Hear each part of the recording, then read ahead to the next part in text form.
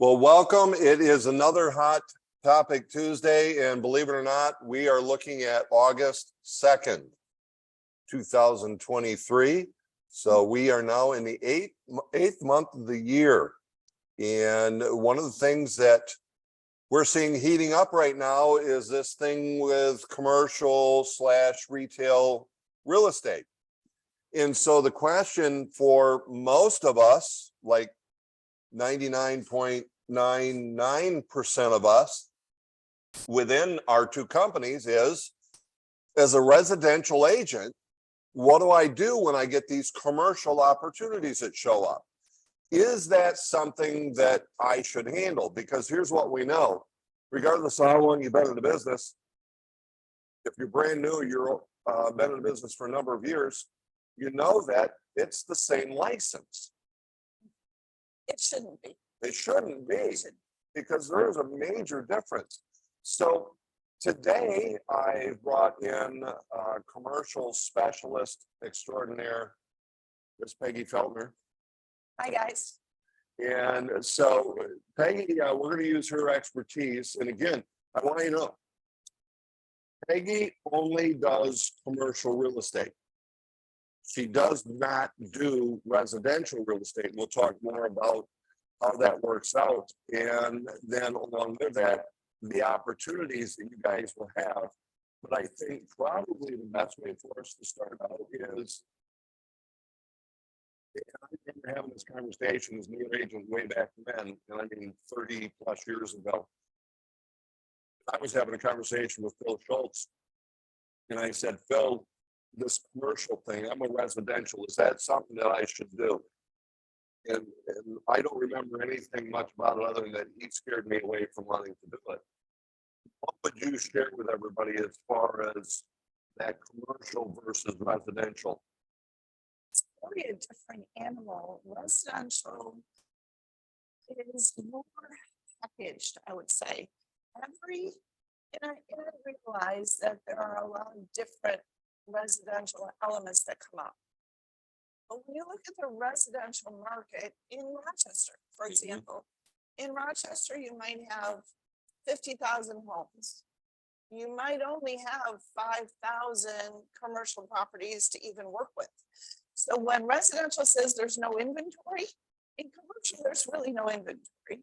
And when you look at the buyers in commercial, they're either a business owner, staunch, successful business owner, or they're an investor.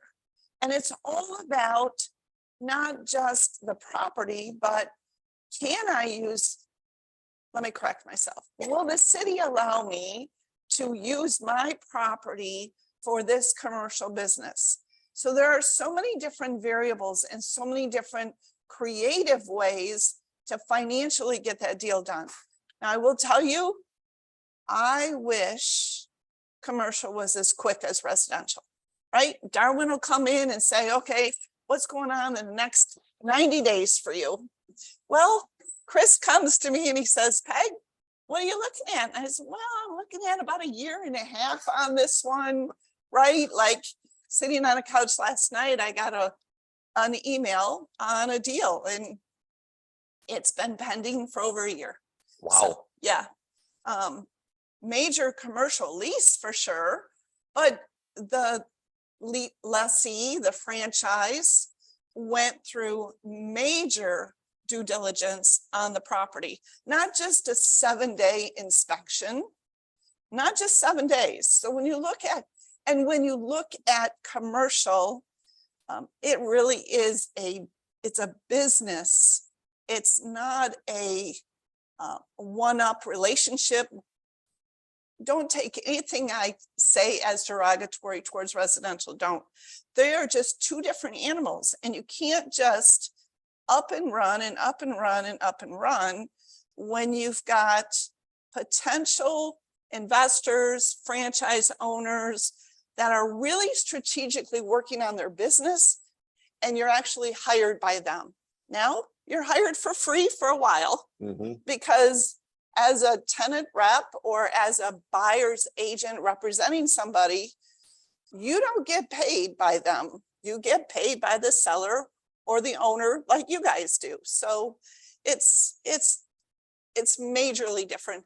And the comps, if you take, again, I'm not being derogatory, it's just a different animal. 3 bedrooms, 2 baths in Rochester versus 3 bedrooms, 2 baths in Warren, kind of easy, right? But when you take an industrial building in Warren that a cannabis grower can use, that's what's happened to our market. It's up to 3 million when it's really only worth 4.25. So it's really highest and best use of that business property, and the planning and the zoning all work through that so that they're productive for their tax dollars. And so then I think that bottom line message, when it comes to pricing a commercial or retail space, it becomes much more difficult because there truly is a lack of comparables, and you better know what you're doing as to how to make adjustments. And then, am I right that there's a whole lot on the financial end that comes in for value? It's huge. When you look at, let me give you 2 examples from this morning because they're fresh in my mind. One is a retail auto shop in Lapeer, for sale by owner, brought to me by an agent up in Lapeer. And the agent says, "Hey, Peg, did you go up there yet?" "Well, no, I'm a high fact finder. I want to know everything." So I spent a lot of time. And what the for sale by owner doesn't understand is every commercial property has an environmental requirement. Now, I'm seeing a lot of shaking heads, right? If you think about a phase 1 and you think about an auto shop. And just real quick, there's 3 types of environmental inspections, and they go by level 1, level 2, and level 3. And not all 3 are required on every commercial, but it starts with Correct. level 1. Correct. And so you get an inspection of the property, phase 1, and it's kind of like, oh, this one's automatically going to need a phase 2. A for sale by owner can't even really navigate that, right? So I spent time on peer groupings, lease rates for the area because it's residence, it's retail. And I spent some time on, is what the seller's saying they need out of the property even realistic? So there are a lot of different things that you have to look at. Another one is a gentleman that works with Taco Bell franchises. Oh, They have the Oxford one going up. They've cut ground on Metamora, etc. And they have some property at Hill and Torrey Road. They bought it raw, created some condo sites. So we got a Taco Bell and a Starbucks at Hill and Torrey. And now, what is that vacant land next to them worth? Because they put in curb cuts and they put in pavement, and they've not done, it's not raw land by any, it's improved land. improved land. And what's going on in the area there north of Fenton, right? So there's just a lot. And so you kind of brought up something that hit me, and I hope it hit those of you out there listening. When we think of the for sale by owner that you were talking about, and that they don't know how to navigate, this is part of what we have to look at when we as residential agents look at listing or selling commercial real estate.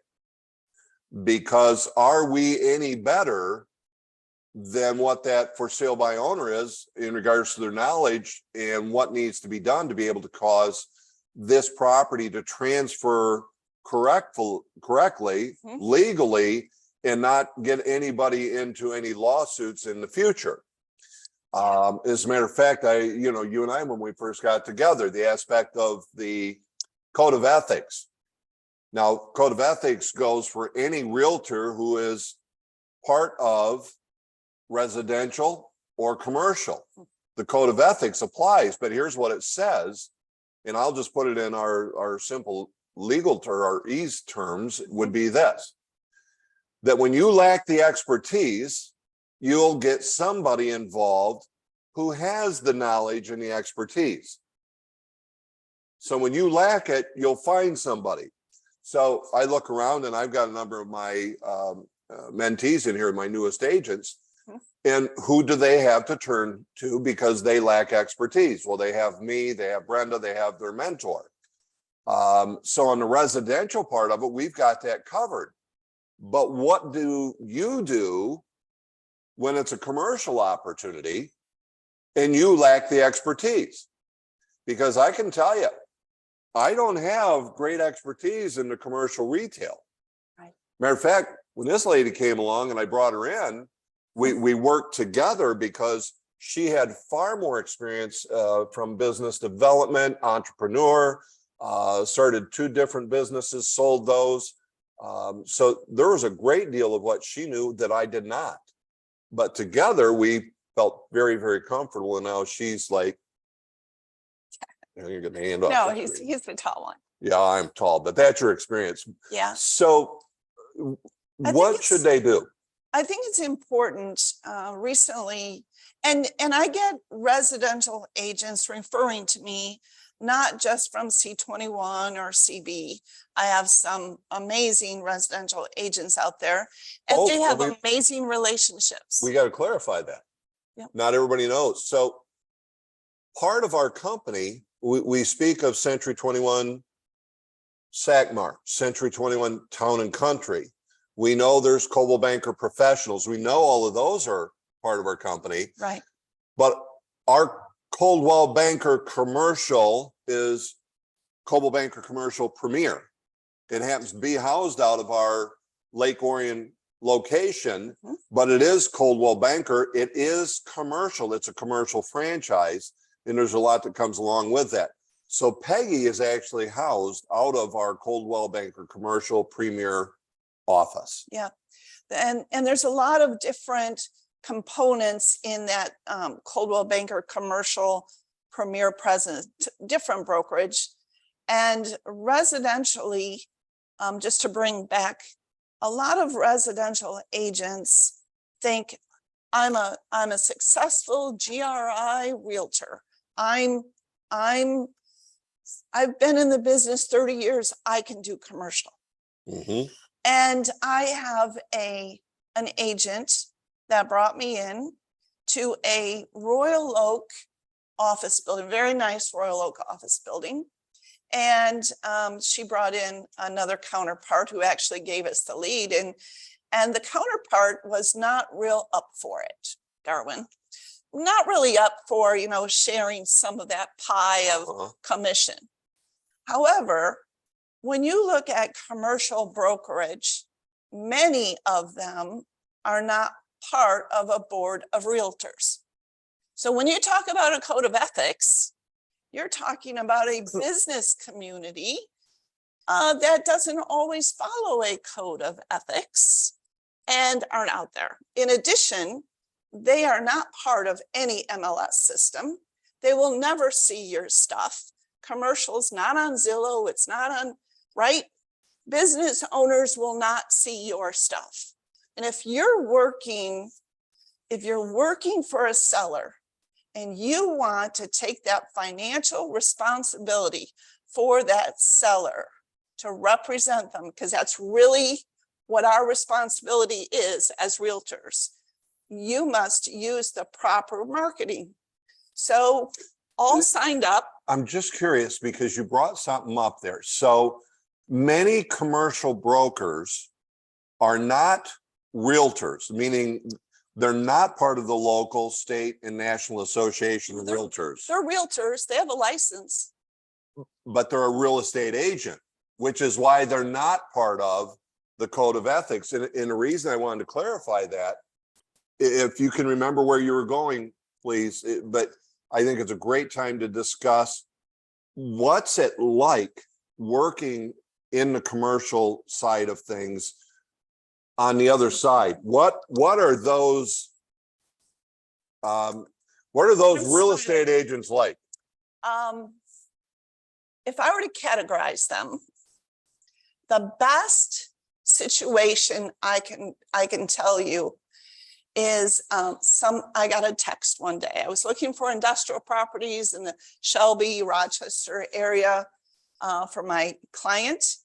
And the text I got back from that non-realtor was this: I can do a much better job at this because I do it full time. And I have experience that I'm sure you don't have. I waited 24 hours and I responded and said, gee, I've been doing this for 3.5 years. I grew a company, sold it. And in those 3.5 years and all my sales and all of my transactions, I've never been called incompetent. And he said, oh, I'm not saying you're incompetent, right? So when you work for a residential brokerage, trust me, you will not be taken seriously. And they don't always have time for your calls or your questions, nor do they want to work with somebody who's not truly commercial on quote unquote their level. Does that explain it in a good way? Yeah, and I think because that was at the time period that we hadn't had you part of Coldwell Banker Premier Professionals. But it was Coldwell Banker Professionals. So they automatically looked at our residential side of things and assumed. Yeah. But I think that's a solid example of, and we're trying to be politically correct so that we don't call anybody out here, but egos get in the way. There are very large egos, and I'll even say rudeness that you deal with.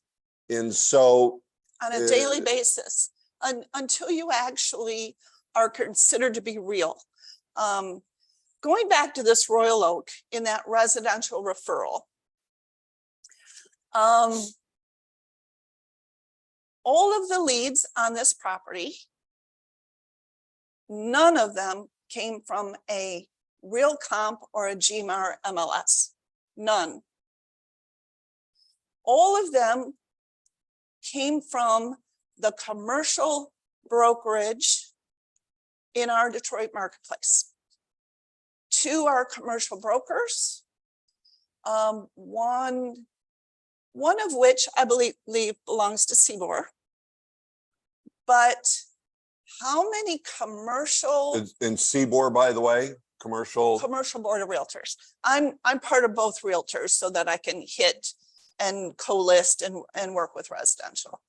But I ask you this question: will any of your commercial listings actually be looked at for a Plant Moran business partner? Nope. So when you look at your financial responsibilities to your seller, as our job is in that exclusive listing agreement, you must have the team to do it properly. I'm kind of passionate about that. Yeah, I think it's really huge. So we think that because we put it into the Real Comp MLS and it gets exposed to thousands and thousands of agents and it's going out on the internet, we have to remember the high percentage of homes that get sold are sold through the real estate agent. That exposure to the agent, not directly to the buyer. Well, the same thing applies for commercial and retail real estate. But the real estate agents, and notice I'm shifting, guys, the term I'm using, the real estate agents, the commercial real estate agents are not part of the Real Comp MLS. Now, there's some that will belong to both. So what we're missing out on is that primary level of exposure to the commercial agents. Yeah, so when you look at those commercial brokerages, there are rules. The broker, and this is why I came to Coldwell Banker Professionals, the broker must be part of that board in order for the agents to be on the board. So my previous commercial broker would not have anything to do with Real Comp or any of the other kind of avenues. And I said, well, I can't work here. So I went to Darwin. When you look at that and you look at the exposure, they don't even call themselves real estate agents. They're sales associates. Mm. They're a sales associate. They're a senior sales associate. They are just salespeople selling real estate. They do not even think a realtor and that symbol or that designation, that professionalism is something they need to do their job. Well, there's that ego It's thing different. again, right? So Uh, back to that. yeah, it's a business model for sure. We're 12:21 already. Oh, wow, that was fast. So should we share that? Yeah, share the document. And so guys, what I'm going to pull up here shortly is what if, understanding everything that Peggy and I've talked to, and if I'm direct, I think you already realize part of my decision in having Peggy become part of the Hot Topic Tuesday here is because I think it in your best interest to not try to handle commercial or retail real estate by yourself, Don't do it. but rather bring in the expert. And there's some great reasons for this. I want to share, what do I want to share this right here? Everybody should be seeing Commercial Opportunity Program. So Fires. I'll tell you, back when Darwin was in Oxford, I started in April 2020 and I knew what I wanted to do, right? So in November of 2020, he says, you know, we need to work on a business plan of sorts. And I'm thinking, okay, all right, I'm going to go for it. So I created, it's called a Vision Traction Organizer. I've organized my businesses in the past and I put it all together. And he looked at me and he said, wow, you're like more organized than most people. And simply put, it was the most detailed, most wonderful business plan that I'd ever seen put together for real estate. Yeah.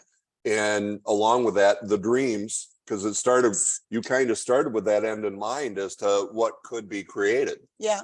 And little did I, so we created for 2021, a commercial opportunity program. And I started putting a bunch of things together, et cetera. And I had done a little of this, not in a formalized way at my previous brokerage. And so we put it together and little did I know that in August, Chris acquired Coldwell Banker Commercial Premier. So this form is used across the board. And what I want to say about it is not just that financial team that we're being hired for. You guys have amazing relationships and you need to keep them because people are going to move from their house more than they move from their business. So you need to understand, and I think Nicole Freed said this the best way at Topgolf last week. Mm-hmm. And she said, we work for a great company. We have a lot of depth. There's no way I could do X without the depth of the commercial department. So just to throw that out there. It's that additional arm to help me grow my business and provide the highest level of service. Absolutely it is. Absolutely. And serve your clients the best, for sure. There are 3 programs that we put into this. I've done all 3 with different agents. The first one is, I'm residential. Here, Peg, give me 25% of whatever and just hand it off. The other is 50-50, which means they're up in Midland and I'm sorry. I will handle all marketing. I will handle everything, but I am one person and I don't have time and energy to go to Midland and show a property.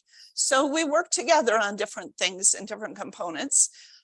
There is also a coaching kind of solution.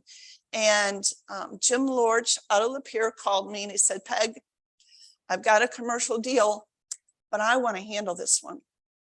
Okay, Jim, how do you want to handle it? He said, I'm really strong. The doctor really wants me involved. And I said, okay, I'll just coach you. I'll coach you the forms you need. I'll coach you the process you need. I'll coach you on your due diligence. I'll coach you through that entire transaction. And I won't have to show it. I won't have to go up there. I won't have to. I went to a couple client meetings, right, for that introduction for the team. But yeah, there's a lot of different ways. So don't think that it's not part of you. Truly take on the fact that it is part of you, and truly take on the fact that you will make more. Like you guys always say, if I go to a FSBO, they would make more money if they would have used me. Yes, Am I right? absolutely.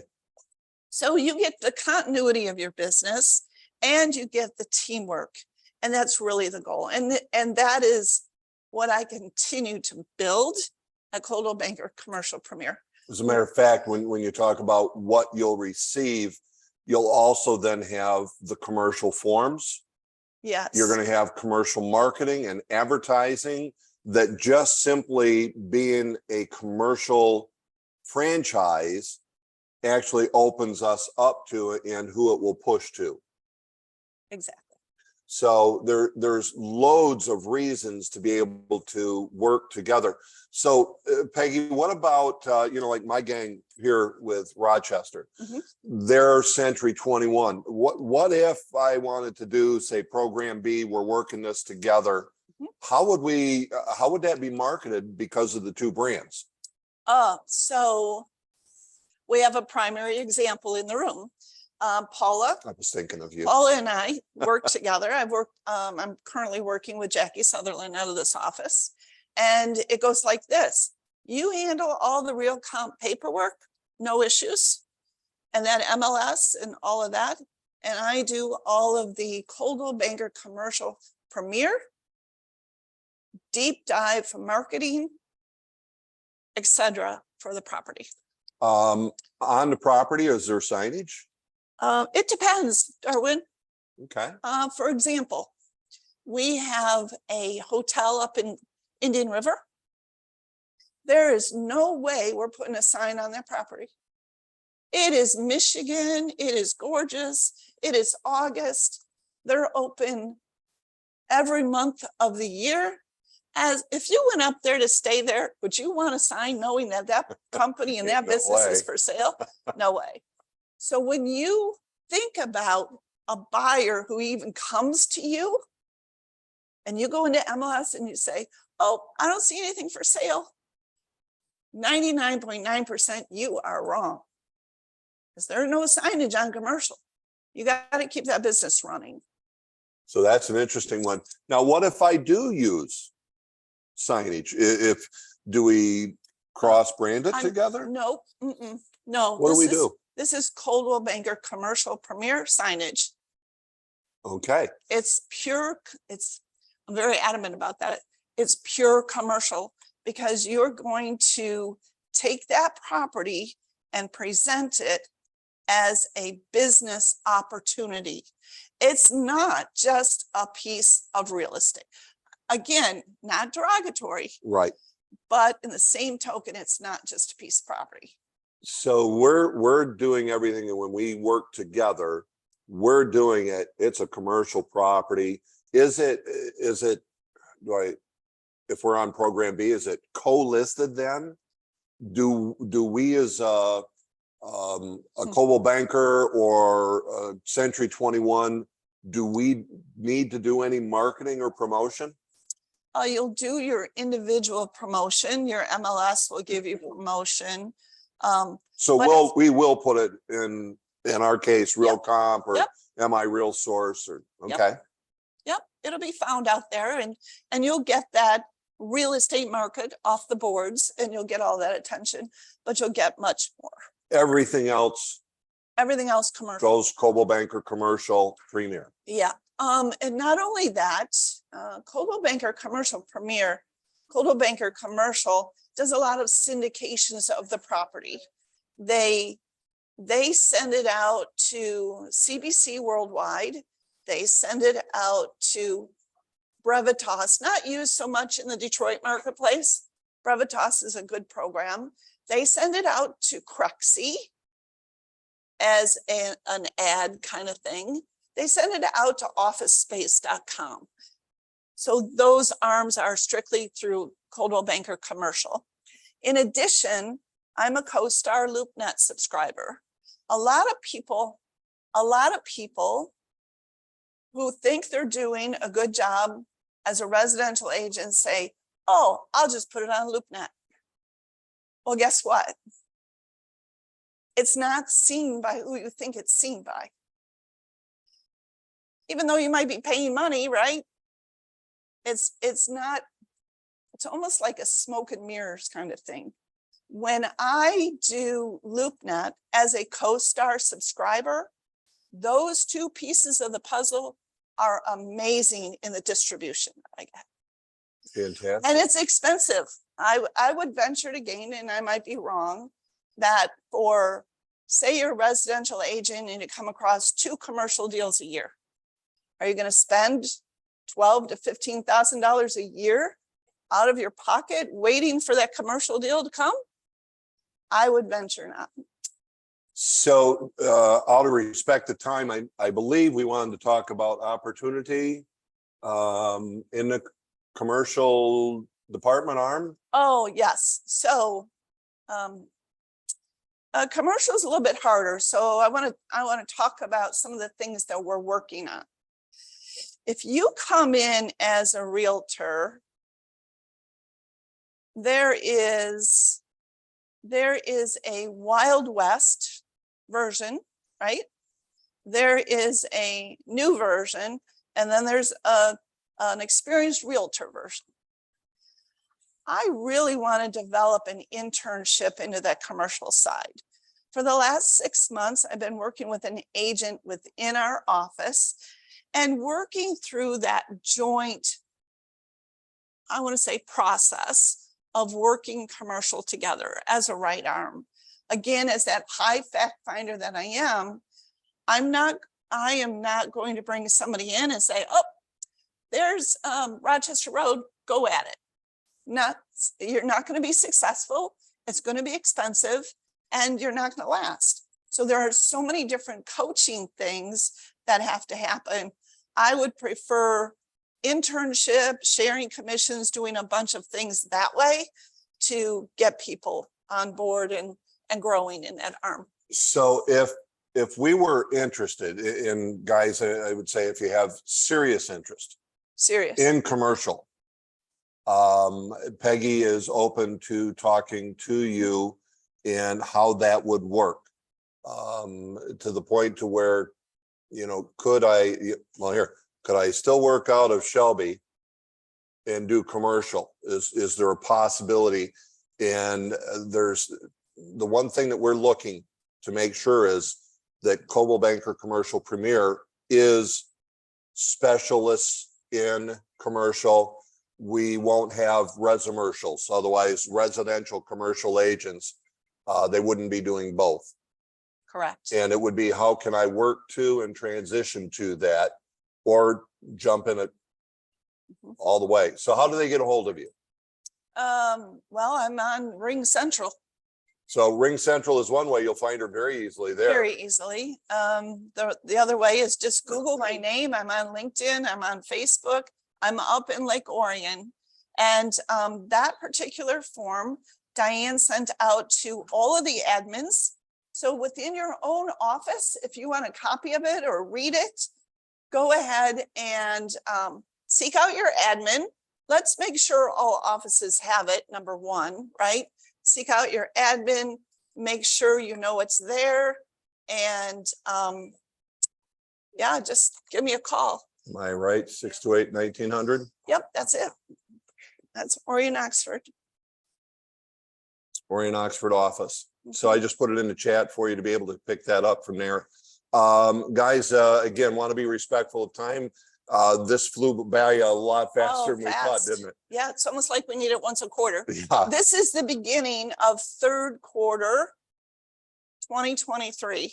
Yeah. So when you look at it, whatever happens now, it's going to take 6 months to even find a place or to find a tenant or to find whatever. So it's that 6 month window. So guys, we appreciate you. You've got the number directly to the Orion office and they'll be able to get you to Peggy. If you have any questions, if you got, how could this work? Don't be afraid to get creative. Don't be, no, It all starts with a phone call. Anything's possible. absolutely. All right, guys. I Thanks. hope you enjoyed everything today. I did. Thank you. Awesome. Miss Peggy, thank you. Right. Thank y'all. Reminder, next Tuesday is the deep dive and we are going to have with us Miss April Todd from our Shelby Township office. Let's see, Nicole Freed from Midland. And man, always up the top with regards to number of transaction is Barbara Weiska. And I am looking, potentially we might have one other one. I did a couple deals already with Barb. Barb's, see, there you go. Yeah. Because Great Barb agent. does about 80 to 90. I think she Great had 2 years ago was 99 deals. So here's what we're looking at. There's this market. There's objections that are specifically due to this market.